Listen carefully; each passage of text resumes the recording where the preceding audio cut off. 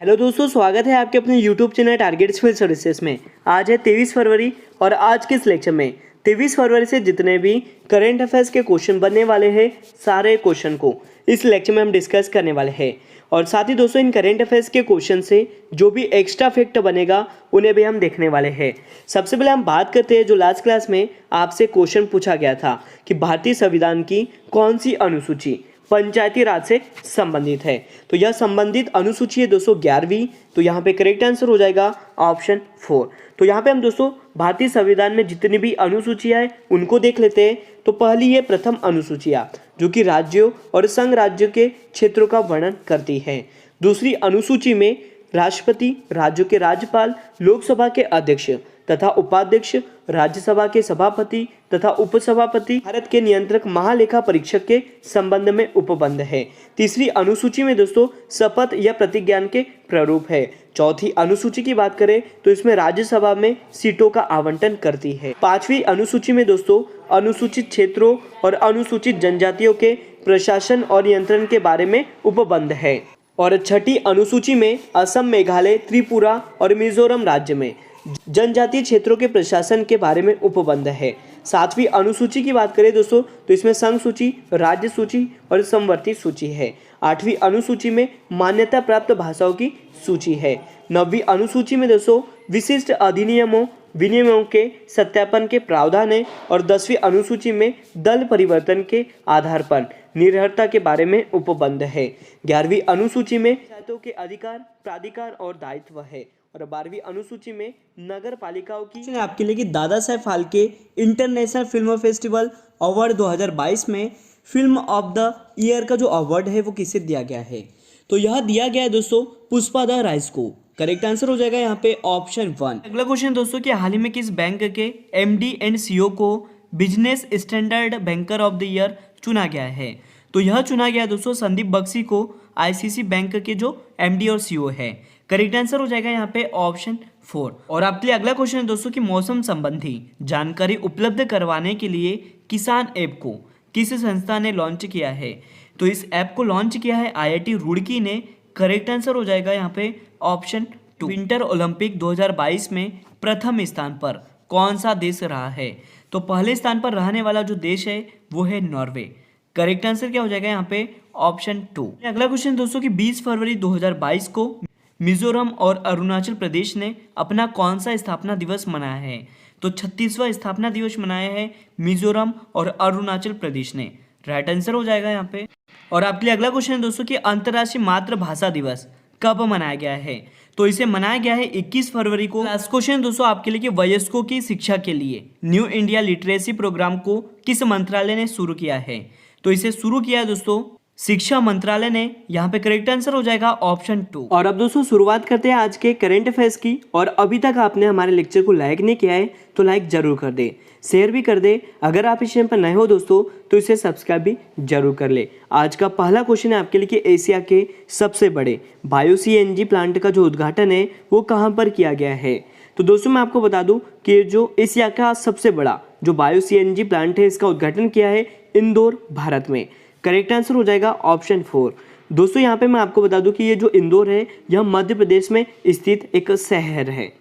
तो प्रधानमंत्री नरेंद्र मोदी जी ने एशिया के सबसे बड़े बायो सीएनजी प्लांट का उद्घाटन किया है।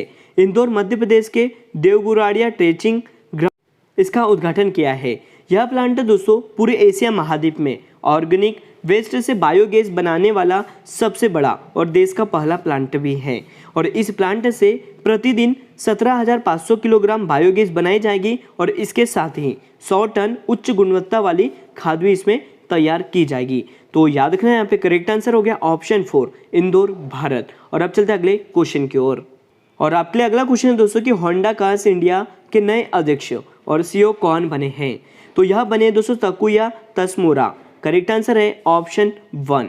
तो दोस्तों मैं आपको बता दूं कि तकुया तसमोरा को होंडा कार्स इंडिया के नए अध्यक्ष और सीईओ के रूप में नियुक्त किया है।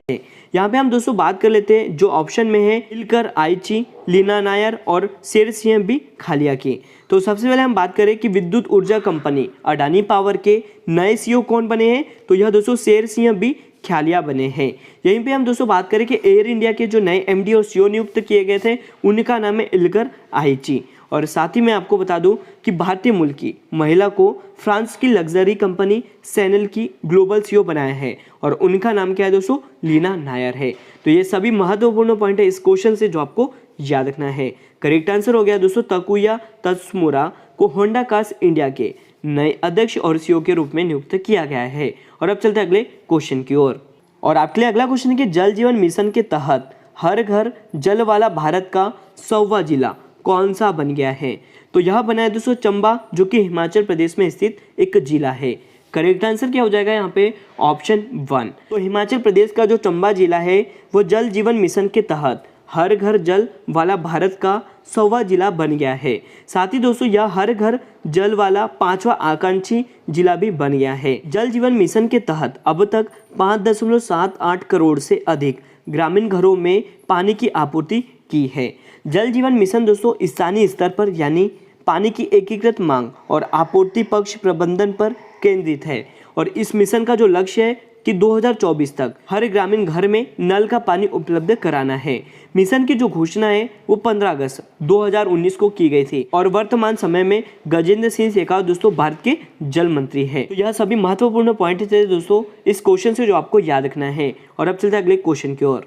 और आपके लिए अगला क्वेश्चन दोस्तों की 17वें वार्षिक बैंकिंग प्रौद्योगिकी पुरस्कार 2021 किस संस्थान द्वारा प्रदान किए गए हैं? तो करेक्ट आंसर हो जाएगा दोस्तों ऑप्शन 3 भारतीय बैंक संघ। तो दोस्तों मैं आपको बता दूं कि भारतीय बैंक संघ मतलब IBA ने 17वें वार्षिक बैंकिंग प्रौद्योगिकी कर 2021 प्रदान किए हैं। नेक्स्ट जेन बैंकिंग का जश्न मनाते हुए भारतीय बैंक संघ ने बैंकिंग उद्योग में उन बैंकों की तकनीकों को और प्रथाओं को मान्यता दी है जिन्होंने पिछले 1 साल में उच्च स्तर के नवाचार का प्रदर्शन किया है। और साउथ इंडियन बैंक ने इस आयोजन में दोस्तों सबसे ज़्यादा 6 पुरस्कार जीते हैं। यहीं पे वर्ष 2021 में पुरस्कार प्राप्त करने वाली जो सर्वश्रेष्ठ प्रौद्योगिकी बैंक है उनके नाम क्या है? बड़ा बैंक खंड में दोस्तों बैंक ऑफ बड़ौदा ने जीता है और छोटे बैंक खंड में दोस्तों दक्षिण भारतीय बैंक ने जीता है। तो करेक्ट आंसर हो गया यहाँ पे ऑप्शन 3 भारतीय बैंक संघ। और अब दोस्तों आज की लास्ट क्वेश्चन की बात कर लेते हैं।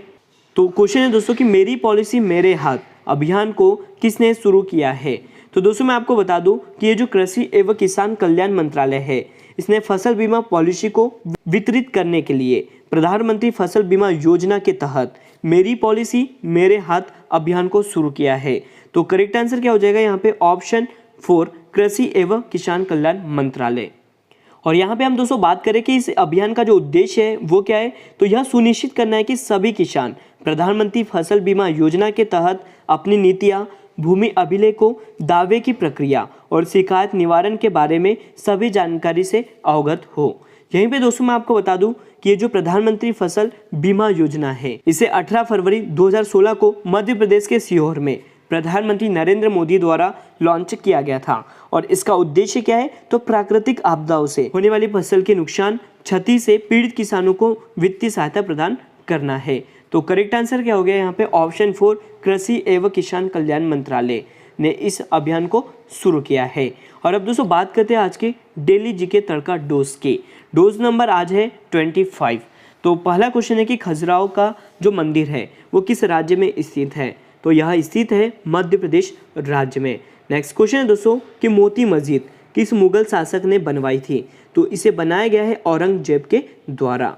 अगला पॉइंट है दोस्तों कि पृथ्वी सतह की सबसे ऊपरी परत को क्या कहा जाता है?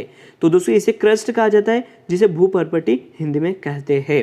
नेक्स्ट क्वेश्चन है दोस्तों कि भूमध्य सागर को अटलांटिक महासागर से कौन जोड़ता है? तो दोस्तों याद रखना है यह जिब्राल्टर जलडमरू इसे जोड़ता है। यहाँ पे अगला क्वेश्चन है आपके लिए कि 1 मेगाबाइट किसके बराबर होता है? यह बराबर होता है दोस्तों 1024 किलोबाइट के। याद रखना 1024 किलोबाइट के। नेक्स्ट क्वेश्चन की कोशिका की जो आत्महत्या की थैली है वो किसे कहा जाता है? तो यह कहा जाता है लाइसोसोम को। यहाँ पे राइट आंसर है लाइसोसोम। अगला क्वेश्चन है दोस्तों कि सूरजकुंड झील किस राज्य में स्थित है? तो यह स्थित है हरियाणा राज्य में। अगला क्वेश्चन है कि भारत के संविधान के किस अनुच्छेद में लोकसभा में अनुसूचित जाति और जनजाति के लिए सीटों का आरक्षण का प्रावधान है? तो आर्टिकल नंबर है दोस्तों 330।